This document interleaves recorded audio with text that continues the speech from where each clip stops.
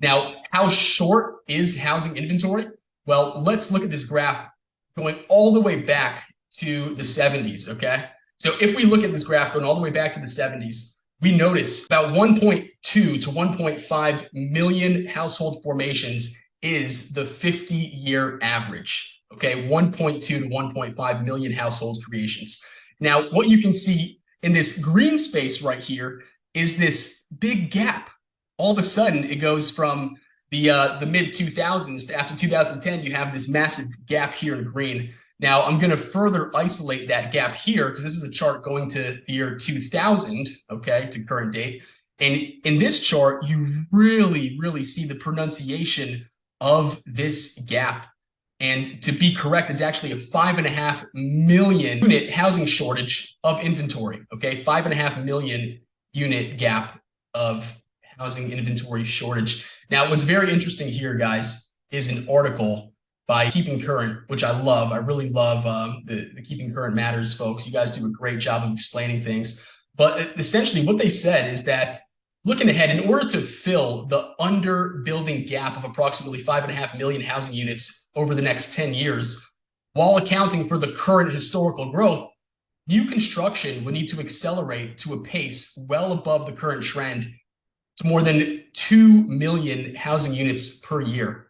All right, we would have to double the amount of new construction being built. And then it would still take 10 years for us to catch up to the amount of inventory that we need. So literally, we're about 20 years realistically behind, because you have to keep in mind the 1.2 to 1.5 million household formations every single year are already going to be accounted for the new construction inventory. But then you still have on top of that, that 5.5 million person gap. Okay. That's why that statistic is so powerful.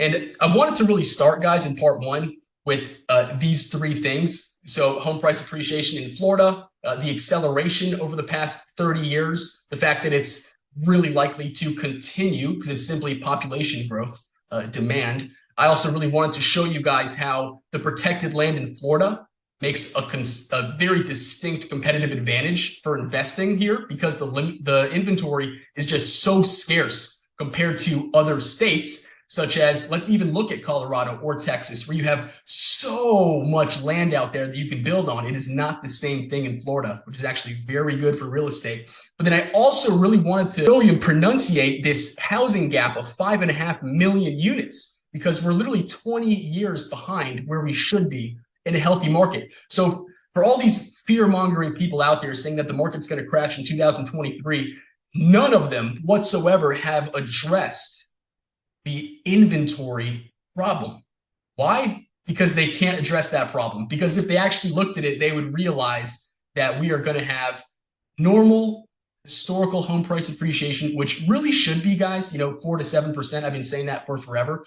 And if, I remember, guys, 5 years ago when I was helping people get financed for their mortgage, even though in this chart, as you can see, in 5 years, real estate in Florida has gone up 81.5%. People were saying the exact same things that they're saying now. They're saying we're at the top of the market. We're going to have a foreclosure crisis. Home prices are going to crash. There were people sitting on the fences for the same exact reason. And this, guys, is a very urgent call to all renters, because as homes keep going up in value, renters are going to have the worst brunt of it all, because they're not going to have any growth in equity. We're really going to talk about that in part two.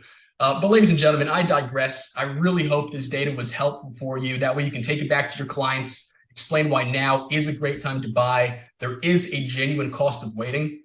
And let me remind you, if you need anything at all, I'm here for you. 561-801-0260. Make it a great day. Molina